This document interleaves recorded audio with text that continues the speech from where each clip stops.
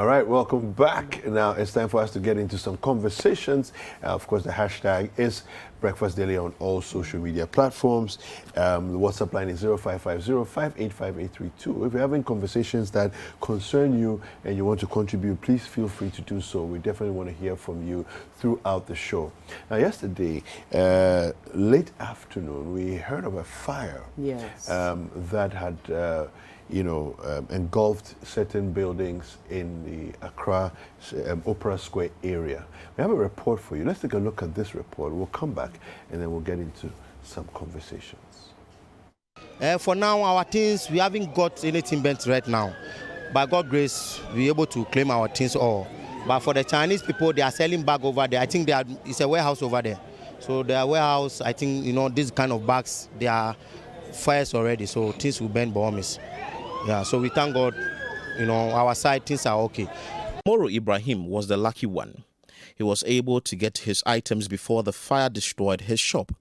The fire, which gutted a large wholesale shop, began at around 4:30 p.m. at the Opera Square in Accra on Monday, April 25. The shop shared the same building with a GT Bank and the Bank of Africa, and opposite the Melcom shop. Rubbers, tissues, home appliances, among other items, were burnt to ashes. But what might have caused the fire? Amoro Ibrahim attributes the incident to the activity of a welder. The Chinese people are welding something about 3 days ago. They started from 3 days ago to today. So I was even praying. There's a mosque inside the house. So I was just praying. And I saw Chinese man running coming. So as the Chinese man was coming, I was asking why are they fighting, and they told me there's a fire outbreak over there. So before we realized, before 20 minutes to 30 minutes, the fire exposed more, and nothing we can do. We have to move our things from the shop, from the outside, to park it the other side. And luckily the police people help us. They guide us very well that we should pack our things, and even they are guiding till now. No one can touch our goods for us. So I think that police people have done well. Amoro is not the only person who attributed the incident to the activity of a welder who has been working on the building for the past 3 days. Alfred Dodu also shared the same story. So they are welding. They were welding pipes. I think the Chinese people, they are doing some construction inside the store.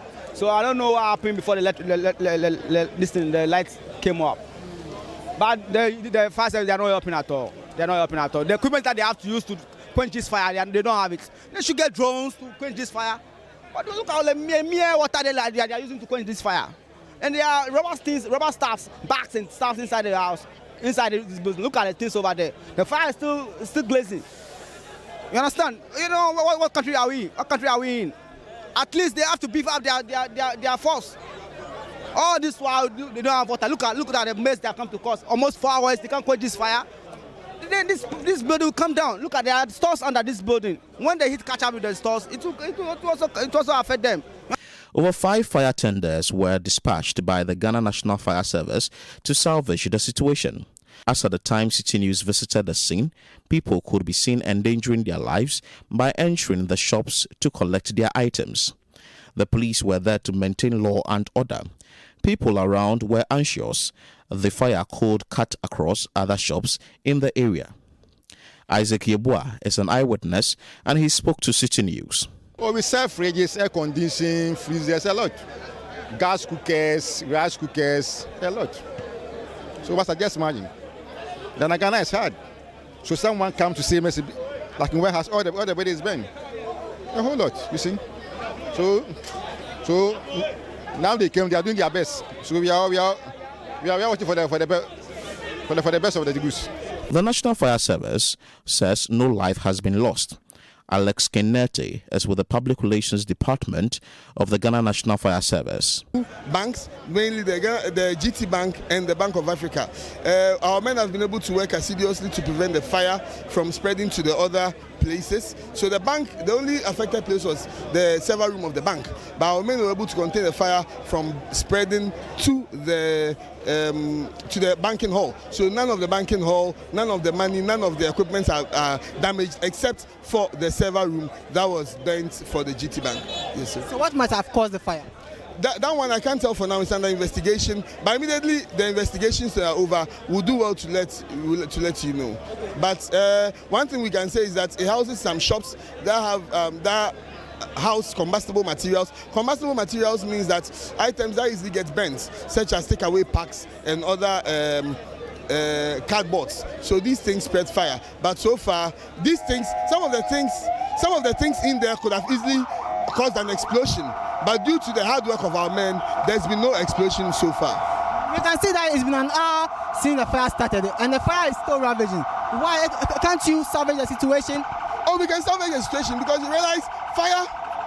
We are so far. We are salvaging the situation because if you were here, you'd realize that the intensity of the fire is has been reduced. If you look at the building right now, you realize that the building lacks structural integrity. The building is full of cracks, and if you don't take your time, if you are not tactical, if you are not methodical in dealing with the fire, you end up having the whole building collapse. You realize that there are cracks all over the building. So it's not just about fighting the fire, it's about being very tactical and being very careful to avoid the building breaking down. He further urged traders to desist from putting up structures on fire hydrants. This, he says, when done, will speed up the processes in quenching fire as soon as possible. So the tanker contains water, right?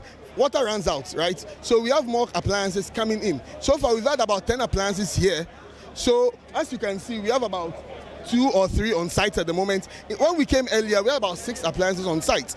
They are all going to replenish water and come back to fight the fire. So all the appliances you are seeing going are not just going back, they are going to replenish, and you'll be seeing them here. So at any given time, you realize that there's always water running through the hose at any point in time.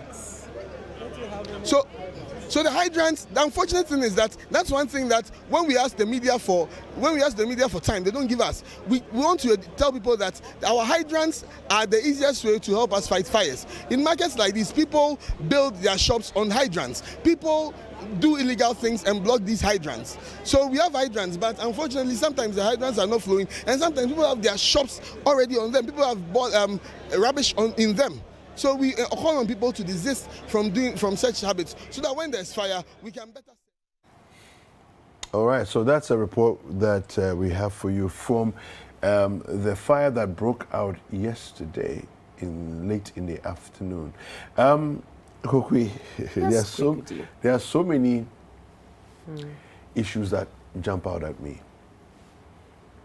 First of all, it's the issue of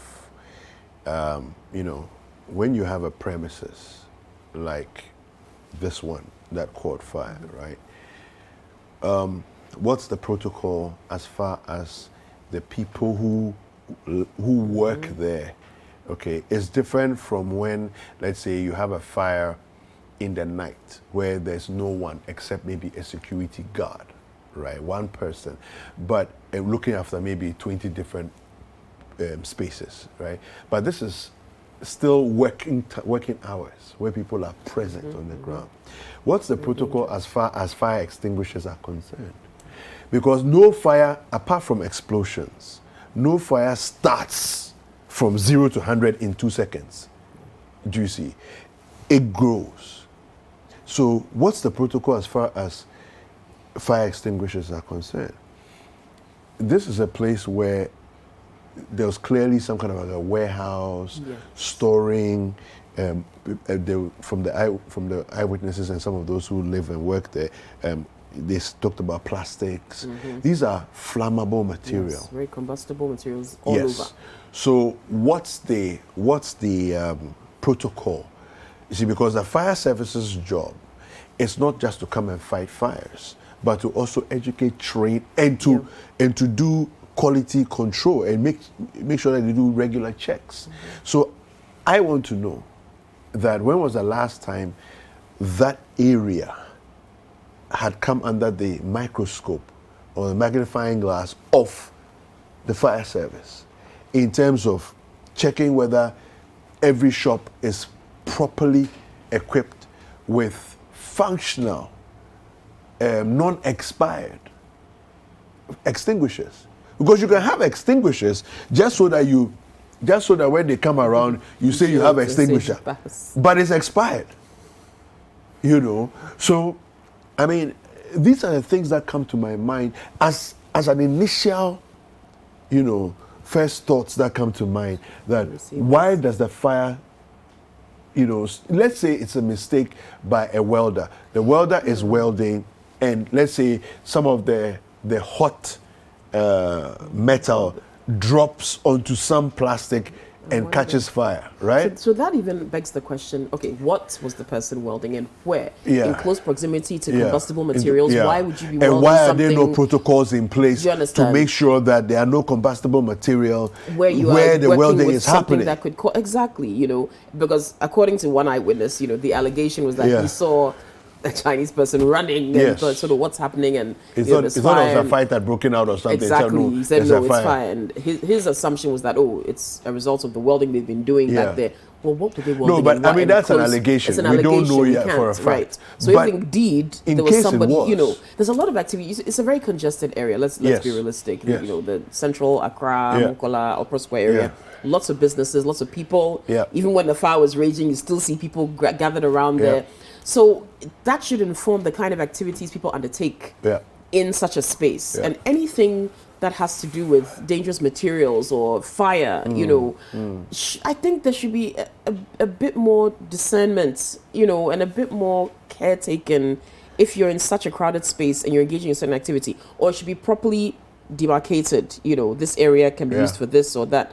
But it looks like with the way the place is So- really densely populated and the kind of activities that go on there, we hear of these fires so much in these market spaces. No, so I've seen this kind of thing where, not in Ghana, and maybe it happens, but I haven't seen it yet in Ghana. But when there's even a tiny bit of renovation work Yeah. that's going on, okay, I saw this in England, so that's my only reference, right?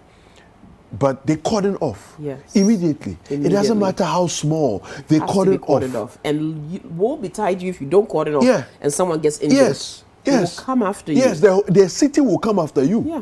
You know, so for me, people in that area have to have a lot of questions to answer, right?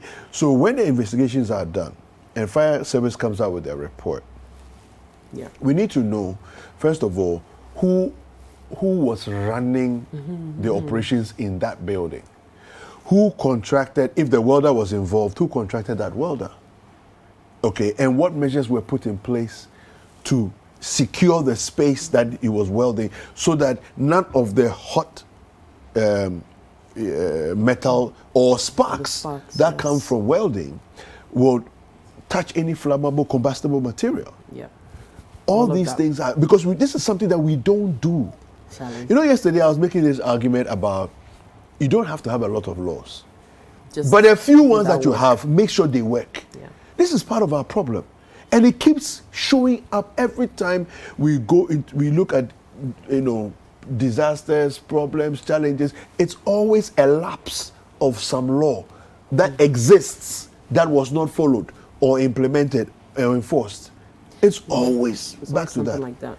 The other glaring issue again, the issue of fire hydrants, whether there's water in them, Yeah. whether there's enough water. Yeah. Now we're hearing from the fire officer, the PRO, that people have built People on even some of them. build on fire hydrant. How is Yes. that possible? Yes. Before you build anything, you're Yes. supposed to have a permit, right? Yes. You're supposed to have EPA clearance. You're Yes. supposed to have fire service Yes. clearance. Yes. How are you able to build on a high? I don't even understand how that could happen, realistically. So again, we have laws that are not being enforced.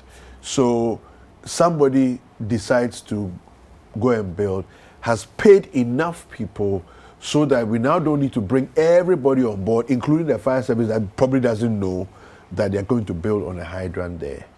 You know, and they've been given a permit to go ahead.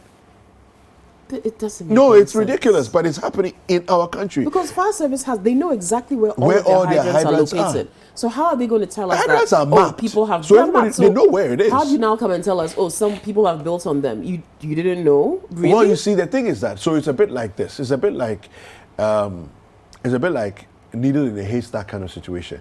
Because, think so? because your hydrants, okay, so let's look at Accra. Yeah. Accra, we have old Accra, we have new growing Accra. Okay. Old Accra has hydrants everywhere. Okay, because this is not a new thing. They've built them, done it, it's been installed for years. My problem now is some of the hydrants are no longer functional. No water in them, not maintained properly. Well, there's the issue of no water. But then there's the issue of we've decommissioned some of the hydrants, but it's not known to anybody except them. Right? Now, the functional ones, it has to be obvious that these are functional hydrants. All hydrants must be freshly painted red everywhere. Even the hydrant, the way it looks like scrap metal. Charlie, this one. Do you see part of the problem? So even the fire service has issues to answer. Because look at as he was explaining, the tenders have to now leave. So you fight the fire for a bit, then somebody has to go and look for more water, come back, continue. Of course, the fire is going to rage. It's going to be an inferno. It's a joke. It's Charlie. We've got too much work to do, honestly. Well, I'm hoping they come out quickly with some kind of report on this, what caused the fire, how it started. But you see, the problem is that the reports, we have been bringing reports. Nothing really. And the report doesn't seem to impact on the next problem. No, it's serious. Honestly, this fire issue, I think we need to take it a bit more seriously. The hydrants already mapped. Why don't some of them have water? Yeah. They may have Ghana water issues, but they should have water. How can a tender be fighting a fire and have to leave to go and search for water? Yeah. It's ridiculous. Honestly, I don't understand it. Unless there's something more to the story that we don't know. Well, fire service can educate us. Yeah, it looks like one of the buildings that were affected in that whole experience was GT Bank. And they came out with a public service announcement. So it says here, dear customer, service announcement, Opera Square branch. There has been a fire outbreak in some parts of the Greater Accra Central Business District. Specifically the Opera Square enclave. The GT Bank Opera Square branch resides in this same location, directly opposite Melcom Shopping Center, and was partially affected by the fire outbreak. All staff and customers in the branch at the time of the incident are safe and well. To enable us restore the branch to a great state for effective operations, we wish to inform you that the Opera Square branch will be closed until further notice. You will be duly notified when operations resume. Please visit our Tudu branch opposite the Togo bus station or the head office Liberation Roundabout for all your transactions. This is coming from Corporate Communications and Experience of the Guarantee Trust Bank Limited. Right. I think, we also had a statement from Bank of Africa, which we'll look at shortly.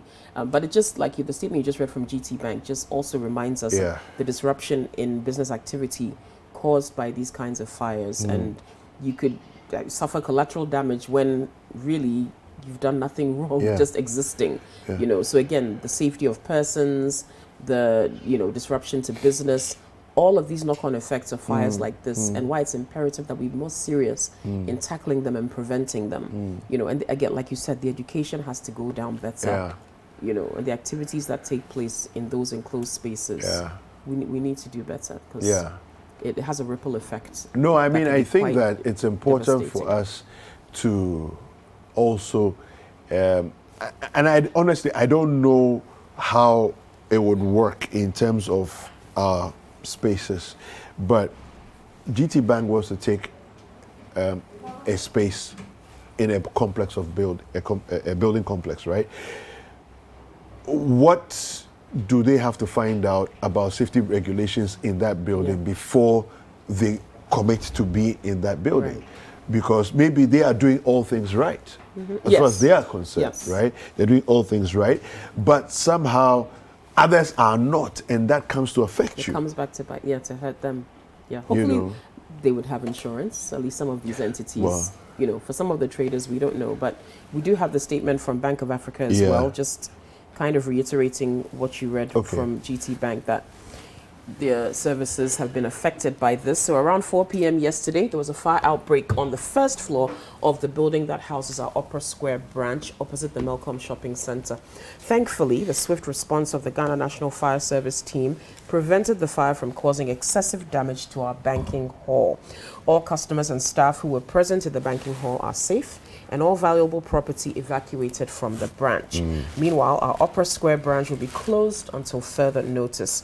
Customers of the Opera Square branch who need to use in-branch services can make use of our Accra Central branch located at Mokola or any of our other branches.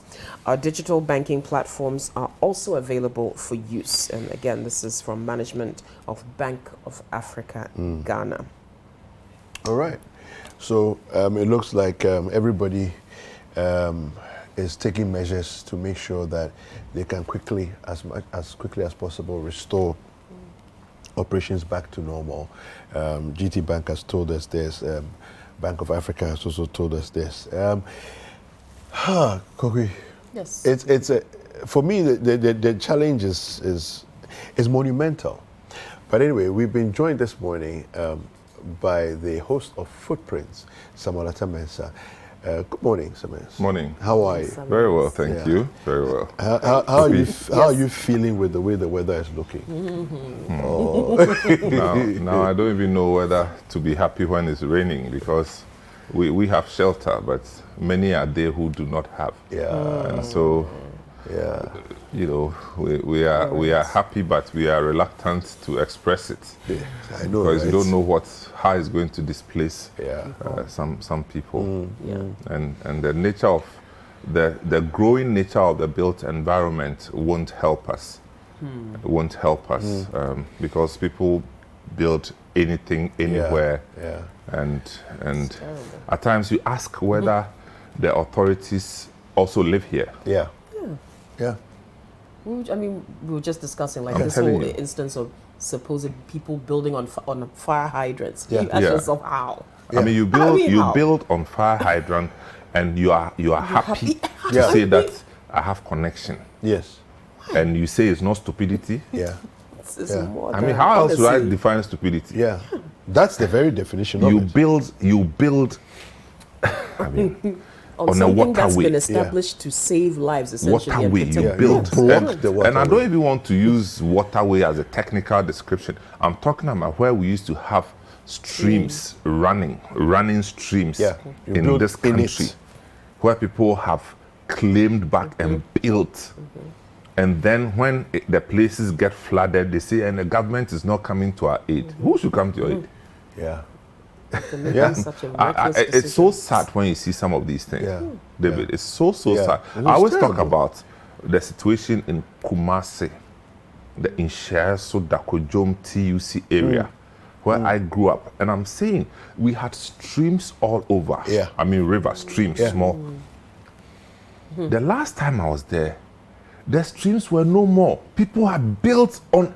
And look, if it rains now, check what happens Yeah. from Insheso to Santasi roundabout. Oh, it's like another river. And we are saying government. Who is government? Yeah. Anyway, so we will live with it. But, you see, No. but also, for the government angle, Samuels, Yeah. let's be honest, those buildings don't crop up in a day. Who's supposed to enforce whatever law says don't build here? I agree. Just like No, him. I agree. I agree with you perfectly. I'm only saying that when you see that it's a waterway Yeah. and you build there, I mean, yeah, lack of regulation. So So, you know, all play or people do what, but be responsible for whatever Yeah, takes there's place. consequences, Yeah, the yeah. consequences. Yeah. You know. Yeah.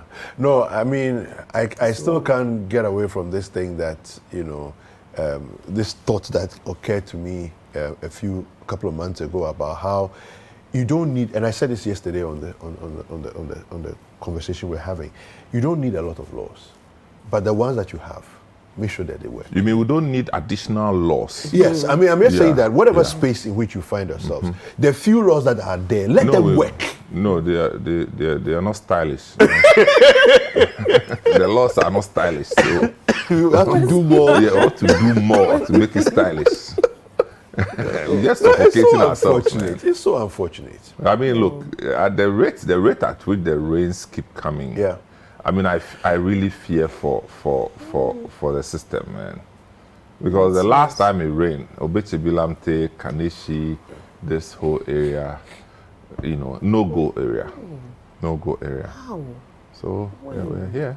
Wow. Oh, Charlie. But today is Opera Square. Today is Opera Square and it's fire again in the Mokola area. Is the fire service again telling us they don't have enough water? Is the fire tenders again having to leave the scene of the fire to go and find water to come back and keep fighting the blaze? Yeah. It's the same And story. the fire again. officer raised a very interesting point in the report. He said that we have to be tactical in our approach to fighting the fire because the building itself is already compromised.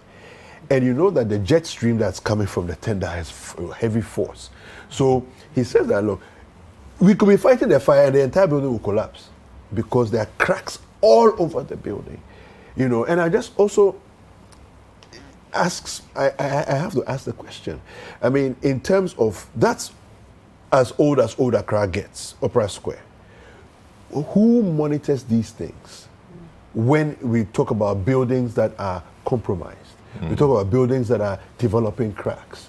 We were here, was it 2013 or so, with the Malcolm disaster, where there was a crack in the building. He had seen it for a few days, but nobody had attended to it or said, or done anything, you know. And we can't continue doing this as a people, you know. I mean, somebody, if you see cracks in a building, somebody has to be asking questions. There must be some authority in the city that's monitoring these things. But if this fire hadn't happened, I'm not sure that I would have known that the Opera Square building has cracks in some of the buildings. And I'm not sure that's not the only one that has cracks in it. I mean, it's sad that the fire service, of all the things that they can complain about, they complain about water. Yeah. And water is one of the very few resources that the fire service requires, which is actually not under their control. Okay. Yeah. Of all the resources they require to douse fires, water is the one that's not under their control. Yeah. They have their vehicles, they have their equipment, they control them. Yeah. And if water is not under their control and it's not available, there's not much they can do. Yeah. There's not much the fire service can do. Yeah. And I'm talking about the Opera building. Opera building, anybody who knows Opera Square, you know. Across the streets is where we used to call glamour stores. Glamour stores, yeah. And now beneath Opera Square, you know, if you show that, all the shops that you see sell electrical products. Yes. And so if you find you have fire in the building and you're selling electrical products, you know what's happening. Recipe for disaster. And yes, I heard him talk about the integrity of the building. And you can imagine, this is a building, very, you know, aged building, which has been reconstructed from different angles just to make room for commercial, you know, use. Because it used to be a single unit whole hall, cinema hall. If you ever entered Opera, you know, we used to go I did it. watch. I did it. Yeah, we used to go and watch Twe there. That's the one they show after 12. No, 12. Just 12. That's where it comes from. 12. We used to buy newspapers. We children go and buy newspaper just because you want to open the page where they advertise movies for the day. That's the newspaper. I want to cry. It's just the movies part that we watch. Where you watch David Chang and all those people, Bruce Lee, where are they tonight? So you know, so they've altered the thing over years. So I can understand why the integrity. But you know, while I watched it, something occurred to me that this Opera building is actually not the tallest building. No. It's not. It's not. It doesn't even qualify. But see how they struggled to get to the top. Now see all these tall buildings springing up in our communities. all the tall buildings. I mean, you can look at the one at yeah. Tetekwashi, all these places, and I'm asking, touch wood, Yeah. if something close to this happens there, we are in trouble. Yeah. Yeah, we are in trouble. Big time. Yeah. Okay. So as for firefighting, we cannot be pretending to be resourcing them. If you pretend to be resourcing the fire service, the fire will expose you. Yeah. Very true. Okay, we'll take a quick break. When we come back, we'll be looking at the Clean Your Frontage campaign, and we'll also just remind ourselves of what's happening around the Kaswa area. The Kaswa toll booth area. Yes, with sand winning and its devastating effects. And the toll booth area, the gullies in the road, the mudslides that are affecting the road there as well. This is Breakfast Daily on City TV. Stay tuned. Welcome back to Breakfast Daily on City TV. Feel free to send us a message, okay? 0550-585832. That's the WhatsApp line. And you can hashtag Breakfast Daily on social media. I'm sure you're wondering why I'm smiling like a Cheshire cat. That 20, you know. I can't get over it. Serious. Hey. Samuel, you have to tell us That must have been Gobi Capito, I agree to you.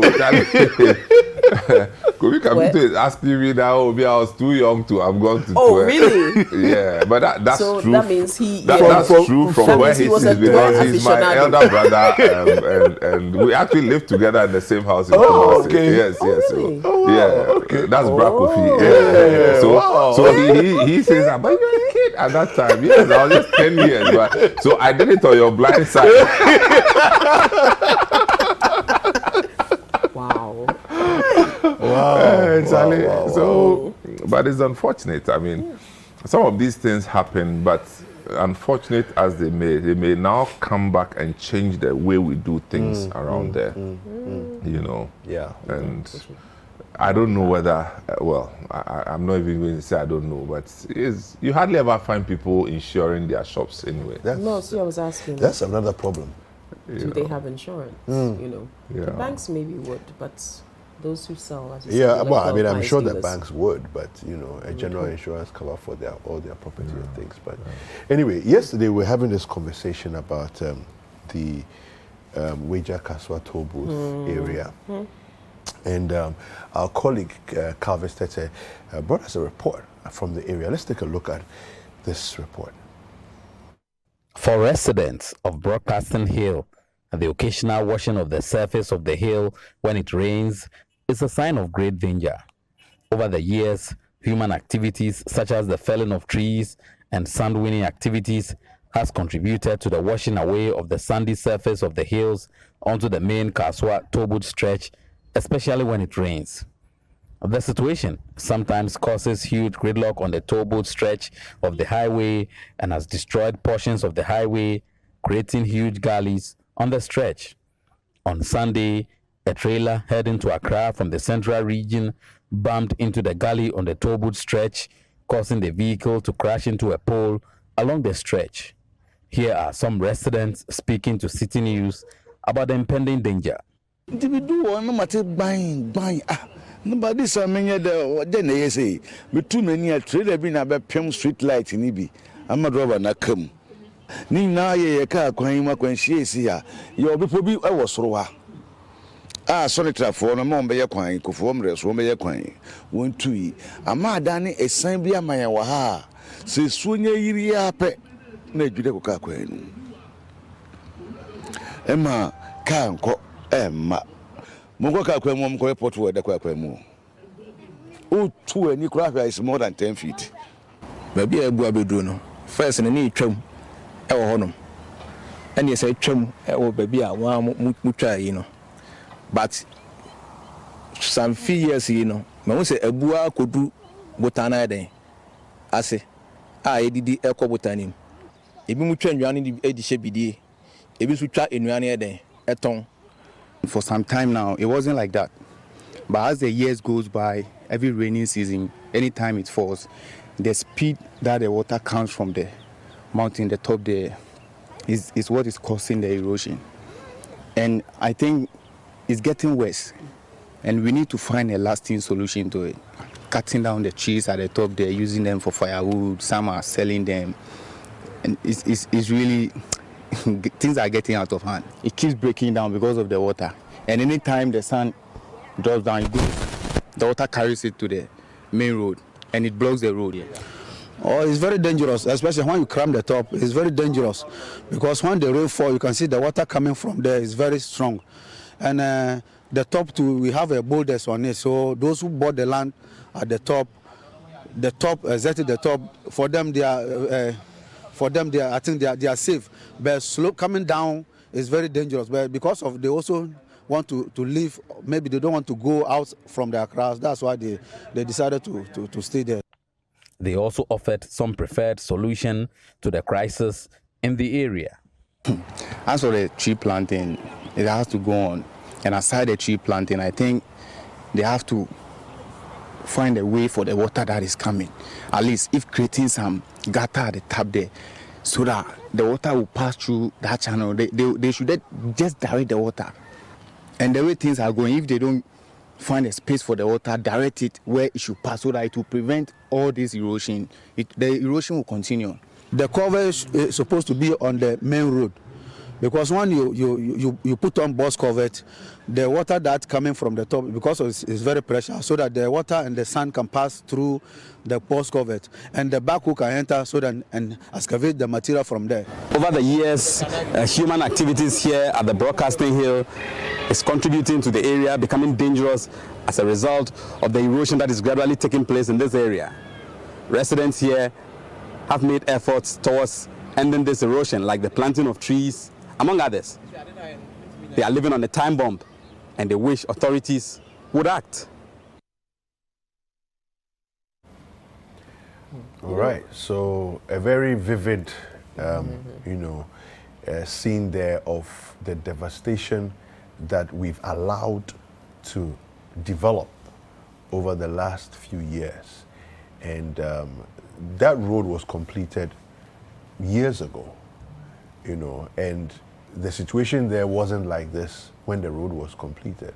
But of course, like with everything else, we've just behaved as if it's not a big deal, right? And it's developing, it's getting worse. As our colleague said, it's a time bomb that we're sitting on. But it's not only a time bomb that we are looking at. It's already killing people. It's already causing accidents. It's already creating a problem. I know. As they were showing the images of the destruction that the erosion has caused. Yeah. There's a tourist site in the U.S. called the Grand Canyon. Yes. That's what it looks like. The depth of the cracks and the. It looks like the Grand Canyon. Honestly, it does. It looks like the Grand Canyon. You can't even believe that this was actually once, part of just a sloping hill. Yeah. But because of sand winning activities, tree felling, etc., this is what it has become. This is what it has become, and it looks like there's no end in sight. Okay, so that again was a report from our colleague Calvis Tete from the central region and, periphery of Accra, we should say, and what's happening in the Wager broadcasting area and the warnings of imminent mudslides. But the thing is, the mudslides are already happening. Yes. So we've had people tell us that when they are using that road, there's one whole side of it that cannot be used, and the cars end up having to share. Listen, I've experienced it personally, so it's not something that for me it's. I've seen it in action, where the road is filled with mud, and you literally have to drive like you're almost climbing the island to just go. And in some cases, I've seen people move onto the other side, the side that is Kaswa bound, so that they can go drive towards Accra, because it's been filled with mud that they can't drive. So I'm sure you've come across this situation, a number of times. And I don't know, there are people who are responsible for this area as an assembly. But this is beyond the assembly. This is beyond the assembly. I don't think the assembly has the resources to deal with this handle kind of this thing. I mean, it's actually a national security issue. Yes. It's a national security issue because, you see, many years ago, I think sometime in the early 80s, something happened to the bridge. The river that crosses from Wager, McCarthy Hill to Wager. There's some bridge there. Something happened to it, and it got broken. Okay. So we were cut off. Oh, okay. Okay, we were cut off. Now, if you have to go to Cape Coast, you have to go through somewhere. Wow. Yes, Wow. you get to Nsawam and then pass Adeso. Okay. Go and pass across so Swedru, and then you go. We were cut off for a month or more. I'm not so sure how long, but you see, it can get to a place where we'll be cut off. Yeah. But you know, I don't know whether I should be angry about this because nothing happens. Exactly. Nothing happens. And nothing happens because the people whose duty it is to do this think that is so far away from them. But I mean, Because we live in cantonments, we live in Roman Ridge, we Yeah. live in Sakumono, we Yeah. live in, you know, and people got conference to address this thing. Who told you that press conferences address things these like things. this?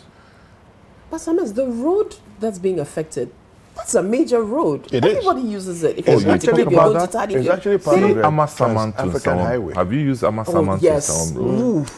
At times I ask that, Yeah. but every weekend politicians going to use this Yeah, you use road. it all the time. The minister for roads, who, Yes, he who uses comes that from road. the eastern region, he goes to his hometown through that. I don't understand the mechanics of road building, but I know that if the road is bad enough Yeah. and it has high traffic, it can pose a danger to human lives. That one I know. Yeah. So when they use it and they don't see the urgency in fixing it, then Yeah. I ask, what are we up to? This is it. But that thing is, I wouldn't even call it a time bomb. There's no more time left. the bomb is Yes. it's arrived. Because we see it. And today the focus is on that place because the Yeah. people are speaking out. Yeah. There are other places like that. There are other places like that. So Yeah. this is where we find ourselves. Yeah. It's No, it's very baffling. tragic. How do you even begin to solve this, though? I mean, you've got look at the hill. we, if we want to send a signal, we should break down the buildings that have been allowed to. Yes, if you want to send a strong signal, a strong signal. Yes, the buildings that have been put out there without permission, without the proper line, whatever permits, they have to be taken off. Yeah. They have to be taken off. No, it's And even if they have the permits and the permits have been wrongly given to them, Yes. they have to reverse the permits. yeah, revoke You the see, if you permits, don't yeah. send a strong signal, Yeah. nothing will happen. Yeah. You're This right is about the that. thing, though. Nothing will happen. This is There, it. there are a lot of Because mansions can you on imagine? that Look at stretch. the Eburi. Yeah. Going to yes. Eburi. Gradually, gradually we are getting, getting there. Yeah. People are building on it. Yes. They are building on it. They are building on it. Yeah. Mensa, look to your left. The whole hillside Yes. is gone brown now. And so when it rains, it washes down everything to choke our gutters and our streets. And we wake up and we say we are surprised. That's deception. Yeah. Delusion. It's an illusion. Yeah. Complete delusion. Delusion, yes. We see it happen and we know where it's going to end. Yeah. We are not serious. Yeah. Because see, in other parts, in Southern America, in some parts of Asia, they go through major disasters Yeah. as a result of things that are not under their control. But we are sitting here calling for disasters as a result of things that we Doesn't can make any control. sense. And we say we are wise. Yeah. Daddy. We can Breakdown. control, we won't control because we will offend somebody. That's the thing. We won't control because the chief said that is his land. We won't control. I mean, how do we build a society this way? So Break it's, down the mansions. it's no, Who's strong enough to do it? and we don't like people. No, that's what I'm saying. That who- that's if we want If to we want to. solve the problem. Yeah. Because you can't tell me that for a number of hills together like this, building and depleting the forest layer on it will help us in any way. It will doesn't. help us. No. It doesn't. It will not help us. It is posing serious danger to everybody. Yes. We saw this happen in Sierra Leone, Freetown, a few years ago. Yeah. We saw it happen. Yes. When they were building, I was working in Freetown. When they were building, people used to talk about it. And they used to, I think they have a word that is, I forget it, something like Esikafo Amantem. That kind of thing. It's like, oh, now is the influential people who can afford. When the thing broke down, it didn't ask whether you are influential or not. Yeah. It cleared everybody and everything. It was so you sad. keep on doing it. Yeah. No, I think that's what we need. Just that, unfortunate, unspeakable disaster that will affect certain major people. We have to take our built environment very seriously. Yeah. We do. Environment, we have to take it very seriously. Look, we haven't even finished resolving the issues of the coastal, the sea defense thing, tidal waves. We haven't finished resolving that. And even tidal waves, you can even forgive because it's how the sea behaves, we don't control. Can't really control it. But where human beings should live and not live, we control. So what we shouldn't allow, we should not allow. That's it. And there's no compromise. That's it. That's what it is. As we speak, people are busily building on the hills, the Brib Hills. Yes. Check. Oh, yeah. This morning, they are there. They are there, building with long guards, like this. Yeah, it's true. Okay, well, here's one initiative Yeah. that seeks to bring some kind of order, right, to our communities. Operation Clean Your Hopefully. Frontage. Hopefully. Yeah. Okay. Well, our colleague Ayikwe Okain is standing by. He's bringing us some coverage on what's happening, Yes. deployment of the personnel who are going to be enforcing these bylaws. Good morning, Ni.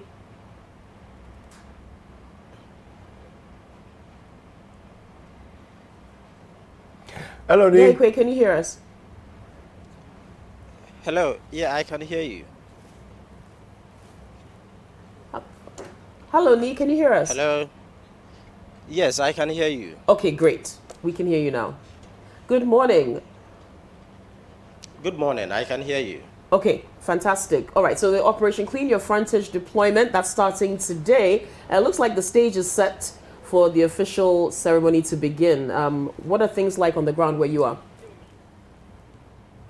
So I'm currently at the 5BN Court Square at the Burma camp in Accra, where the ceremony for the outdooring ceremony for the task force members of the city response team set up by the Greater Accra Regional Coordinating Council are going to be outdoored to undertake their activities that they would be assigned to do. So this morning we've seen quite a number of the task force here at the square, and then also traditional authorities here. The various MMDCs are also trooping into the grounds, and we will be expecting to see the Greater Accra Regional Minister Henry Kwartey as well also coming to the venue to ensure that these people are outdoored for their activities. So, can you let us know why it is that Burma camp specifically was chosen for the outdooring? Do you have any These idea? are officers who were trained. These were officers who were trained at the Bondase camp by the military officers for the Operation Clean Your Frontage enforcement of the bylaws. So since they were trained at the Bondase military camp, the officers decided to ensure that they are outdoored at the Burma camp. That is the main purpose for which reason the exercise is being held at the 5BN Court Square at the Burma camp in Accra. Okay, and the operation, they are supposed to start their operations when? Today? After the outdooring? So when they are outdoor today, the Greater Accra Regional Minister made it clear to us that they would begin their activities from Thursday. So Okay. they are going to be deployed to the Central Business District of Accra and other key areas of the city where issues having to do with sanitation is very, very critical. So the Greater Accra Regional Minister Henry Kwartey made it clear that from Thursday, you will see these officers in their uniforms in the Central Business District of Accra and other parts of the city where issues having to do with sanitation is of great concern. So they are going to enforce the sanitation bylaws, and persons who are found culpable would be dealt with. It ranges from a fine and then also not more than 6 months imprisonment, according to the new sanitation bylaw that has been brought forth. All right. Just one more question that I have. Do you know where these officers who are going to work in this capacity, do you know where they were called from? As in, you know, I don't remember any like open recruitment process or anything like that. So where did they get these officers from, and how long were they in training for?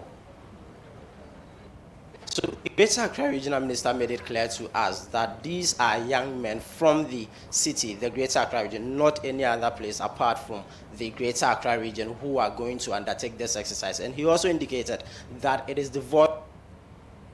It doesn't matter whether you're an MPP, it doesn't matter whether you are from the NDC. It's just a Ghanaian, you know, activity that is going to take place. So it is devoid of partisanship, and then also there are people from within the Greater Accra region on this exercise. They were actually trained for a period of 1 month. It started from March beginning and then to the end. So they actually going to be outdoored in April to embark on their activities. All right.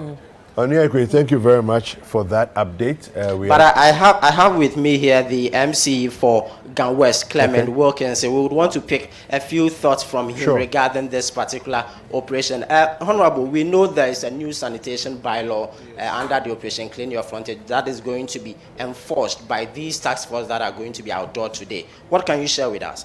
Thank you very much. First of all, I think if you have a visionary leader, all these things comes to, I mean, normal.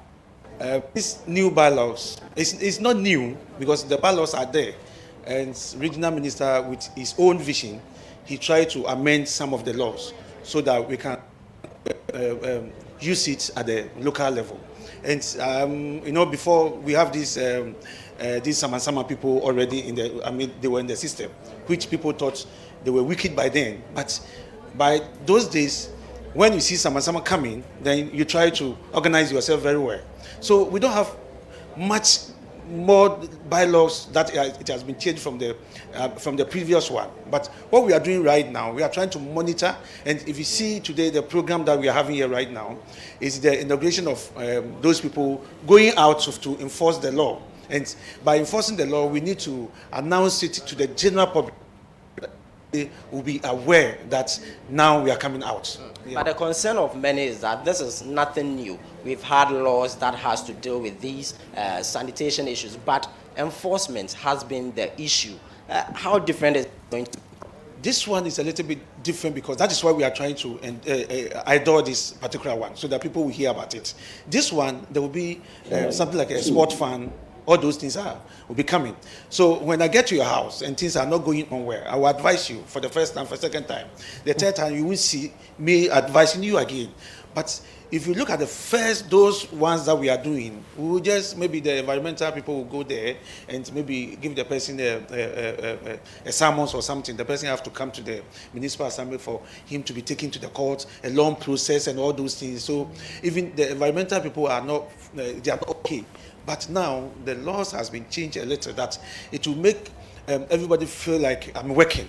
Yes. Thank you so much for speaking with us. That's Clement Wilkinson, the MC for Gan West. You heard there speaking to us on the Operation Clean Your Frontage task force that is going to be outdoored today by the Greater Accra Regional Minister. So we are still at the square of the Burma camp. Who will be bringing you the coverage as and when it begins. All right. Thank you so much. Thanks. Thank you so much, Ni Ayekwe. Yeah, so that was our colleague, Ni Ayekwe Okai. Sames, any final thoughts on this? Are we going anywhere with this? Are we making progress? I don't know why politicians have a habit of bringing wrong attention to themselves. I mean, do you need to spend money? Yeah. Well, I asked myself the same question. Idea this is. Clean your frontage. Yeah. It's nothing new. Yeah. No. It's work we know we have to do, we haven't done. Yeah. Get people to work. Yes. This concept of going to do inauguration and making noise about it, we know where it ends. Let's get work done. Case closed. Okay. Go and do inauguration, make noise about it. After the people go and sleep. The next we see they are doing demonstration that you haven't paid them. Why do we take ourselves through this? Let them get work done. Put them as part of the various assemblies so that they will be absorbed, giving work and supervision. Because this thing, you throw them out there, after 1 month, their supervisors have traveled, they don't go to work again, everything comes back to zero. Let's build structures. Let's build sustainable structures. Man, we see. Thank you. Thank you. Yan Resi, thank you very much, Samas, for joining us this morning. We're going to take a short break and we'll come right back.